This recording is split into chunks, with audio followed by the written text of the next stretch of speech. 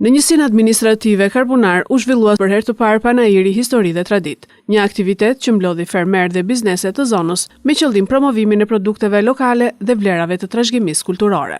Aktiviteti u shoqërua edhe me një ekspozit fotografike me materiale historike nga fshatrat e njësisë, e cila njohu të pranishmit me zhvillimin dhe historinë e zonës ndër vite. Kjo është hera parë që tek ne organizohet një panair i tillë dhe realisht jemi shumë të gëzuar dhe shumë të emocionuar që organizohet ky panair në zonën tonë.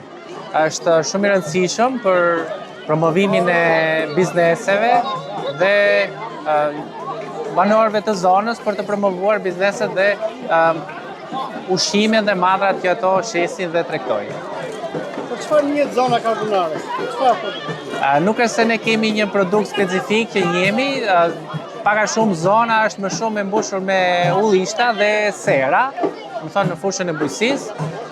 Unë personalisht merrem me bletari, kam një park të konsiderueshëm bledhës, rreth 100 bledh. Për zonën tonë që do me dhënë, jo është një panairi për neve na ndihmon për reklamuar produktet tona. Ne kemi 30 vjetë, kemi biznesin edhe për ne është një gjë e mirë panairi. Zona Karbunare njët për shumë produkte. Duke filluar nga ulliri, nga pentaria, këtë gjitha, blektoria po ashtu, vrejstaria. Atmosfera u bë më festive nga grupi Myzeqeja, i cili performoi valle dhe këngë tradicionale myzeqare dhe qendra kulturore e fëmijëve lushnjë me kërcimet aerobike.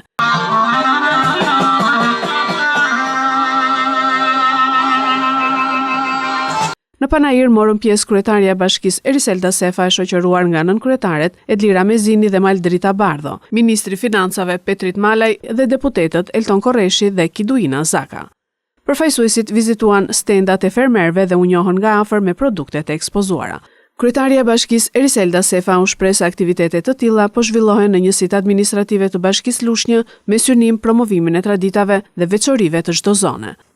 Traditën e bukur të festave lokale, ne këtë vit po e zhvillojmë edhe në njësinë administrative Karbunar, pikërisht në këtë shesh i cili pak kohë më parë ju nështrua edhe një rikonstruksioni total dhe sot e shohim me këtë pamje shumë bukur dhe patjetër që traditën e bukur të festave të njësive të tjera po organizojmë dhe këtu, sepse duam që të promovojmë çdo zonë të territorit të bashkisë Lushnjë, por patjetër të organizojmë dhe aktivitete kulturore në mënyrë që edhe banorët e kësaj zone të kenë disa orë shlose nëpërmjet këtij aktiviteti.